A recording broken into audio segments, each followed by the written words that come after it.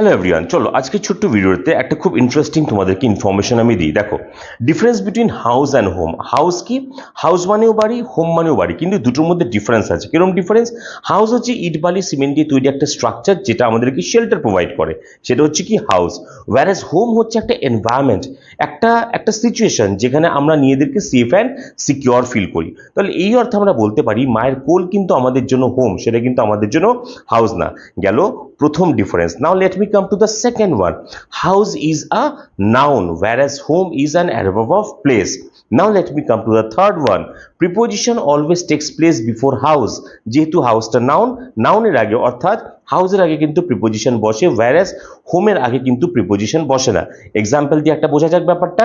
I am going to my friends house, মানে এখানে house, হাউসের আগে কিন্তু টু প্রিপোজিশনে বসেছে, কিন্তু যদি হোম হয় তাহলে কি বলবো যে আই অ্যাম গোয়িং হোম। হোমের আগে কিন্তু কখনো প্রিপোজিশন বসে না। কেমন লাগলো ভিডিওটা অতি অবশ্যই জানাবে কমেন্ট সেকশনে, বন্ধুদের সাথে শেয়ার করবে। ইভেন এরকম আরও ইনফরমেশন পাওয়ার জন্য এখনই চ্যানেলটাকে ফলো করে নাও। Thank you.